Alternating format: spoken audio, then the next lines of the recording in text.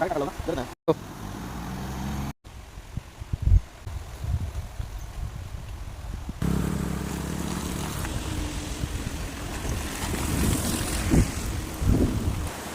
नमस्कार, मी ज्ञानेश पाटील.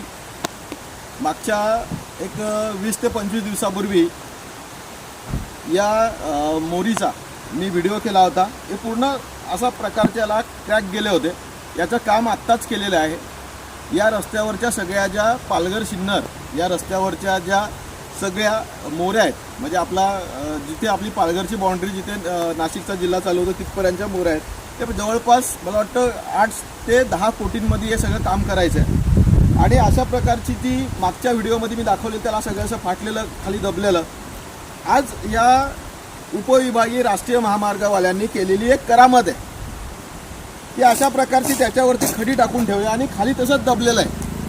म्हणजे इकडे पूर्ण बंद केलं आहे, इकडे या सगळ्या पोट्या टाकून ठेवलं तिकडे, आणि हे खाली दबलेलं आहे. याला जर एखादा इकडे आपण साईड क्लासला आपण साईडला आलं पाहिजे, या बाजूला आलं पाहिजे, तर एखादा ट्रकवाला एखादा मोठा अवजड वाहन जर याच्यावरती आलं तर डायरेक्टली खाली जाईल. कुठल्याही प्रकारची सुरक्षितता नाही. आणि यांनी केलेलं काम जे आहे, यांची जी डांबर आहे ही अक्षरशः अशा प्रकारची डांबरवरती सगळी येते. यांनी मारलेला हा पॅच. आता जी गाडी इकडे जरा कॅमेरा झूम कर, आता गाडीची कशा प्रकारचे त्याच्यामध्ये आपटते बघा. या अशा प्रकारच्या गाड्या ह्या त्याच्यामध्ये आपटून बाहेर निघतात. यांना कुठलंही सुरक्षित पडलं नाही. या राष्ट्रीय उपविभागीय महामार्ग जो आहे त्यांचं सांगणं आहे का पुढच्या वर्षी हा नव्याने होतोय. आपण याच्यावरती मग 8 कोटी या वर्षामध्ये खर्च का केलेत.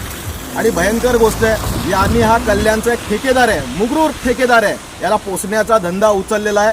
मी यांना परत सांगतो, येत्या 13 तारखेला ही जर बाब आणि त्या ठेकेदारावर जर गुन्हा दाखल केला नाही तर येत्या 13 ऑगस्ट रोजी आम्ही उपोषणाला बसणार, म्हणजे बसणारच. गांधीजींचा मार्ग पहिल्यांदा अवलंबतोय. त्यांना उपविभागीय महामार्गवाल्यांना चांगलं माहिती आहे मी काय करतो. हे तात्काळ काम पूर्ण केलं पाहिजे. अजून तुम्हाला पुढच्या व्हिडिओमध्ये पुढचा जव्हारचा अख्खा संपूर्ण भाग दाखवणार आहे. तुझाच धन्यवाद.